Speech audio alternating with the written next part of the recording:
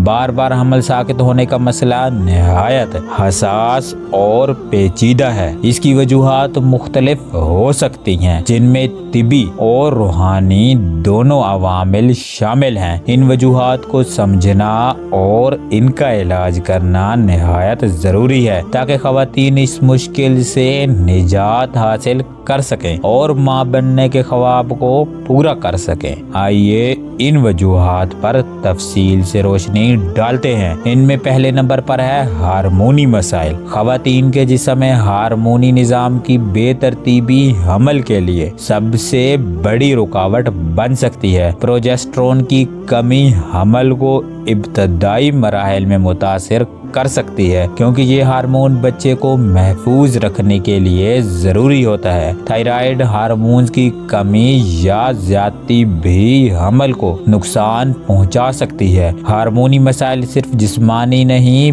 बल्कि ज़हनी दबाव और तर्ज ज़िंदगी के असरात का भी नतीजा हो सकते हैं। नंबर 2, रहम के साख्ती मसाइल। रहम की साख्त में किसी भी किस्म की गैर मामूली तब्दीली हमल के लिए खतरा बन सकती है। रहम का छोटा या गैर मुतवाज़िन होना बच्चे की नशोनुमा में रुकावट डाल सकता है। बाज़ ख़वातीन में रहम की दीवारें कमज़ोर होती हैं या अंदरूनी झिल्ली की नशोनुमा मुकम्मल नहीं होती, जो हमल के इस्तेहकाम को मुतासिर करती है। रहम में रसोलियाँ या दीगर बीमारियों की मौजूदगी भी हमल साकित होने का सबब बन सकती है। नंबर 3, इन्फेक्शन या बीमारी। हमल के दौरान जिस्म में इन्फेक्शन का होना माँ और बच्चे दोनों के लिए खतरनाक हो सकता है। यूट्रस या पेशाब की नाली के इन्फेक्शन बच्चे की नशोनुमा पर मनफी असर डाल सकते हैं। वायरस या बैक्टीरिया से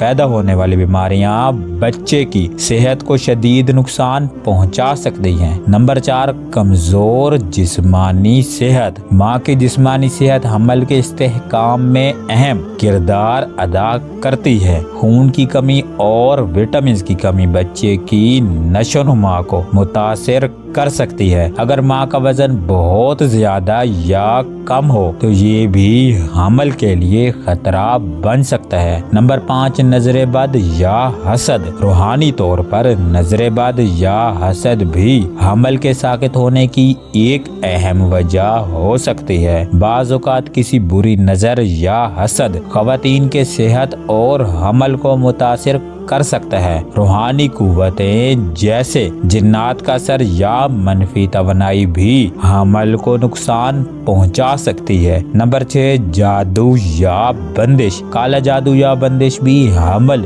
साकित होने की एक बड़ी वजह हो सकती है। कुछ लोग हसद या दुश्मनी की बिना पर इस किस्म के अमाल जैसे काला जादू और बंदिश का सहारा लेते हैं। नंबर 7, जिन्नात का असर। बाज़ औक़ात हमल पर जिन्नात के असरात भी हो सकते हैं, जो ख़वातीन को जिस्मानी और रूहानी तौर पर मुतासिर करते हैं। नंबर 8, गैर मुतवाज़िन तर्ज़े ज़िंदगी। ज़हनी दबाव, नींद की कमी और गैर मुतवाज़िन तर्ज़े ज़िंदगी हमल के लिए नुकसानदेह साबित हो सकती है। ज़रूरत से ज़्यादा काम, ज़हनी परेशानी या गैर सेहतमंद मामूलात हमल के इस्तेहकाम को मुतासिर करते हैं। नंबर 9, मौरूसी या जिन्याती मसाइल। बाज़ औक़ात ख़ानदान में मौजूद जिन्याती मसाइल हमल पर असरअंदाज हो सकते हैं, जिसकी वजह से ख़वातीन को बार बार हमल साकित होने का सामना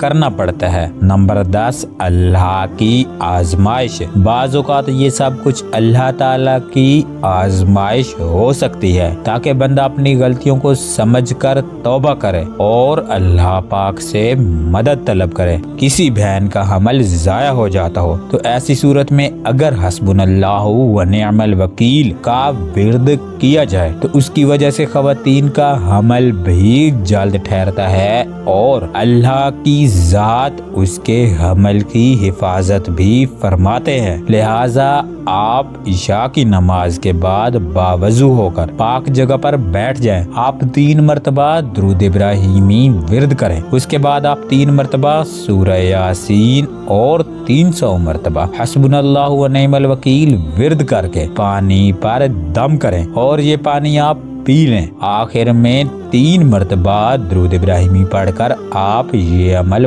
بند کر دیں۔ یہ عمل آپ نے صرف 14 دن تک کرنا ہے۔ 14 دن کے بعد آپ روزانہ 10 مرتبہ درود ابراہیمی اور 1 مرتبہ سورہ یاسین اور 100 مرتبہ حسبنا اللہ و نعم الوکیل ورد کرنے کی عادت ڈال لینی ہے۔ اس عمل کو آپ بچے کی پیدائش تک جاری رکھیں۔ بیان کیا گیا عمل بے حد مجرب ہے اور بے شمار خواتین نے اس عمل سے فائدہ اٹھایا ہے۔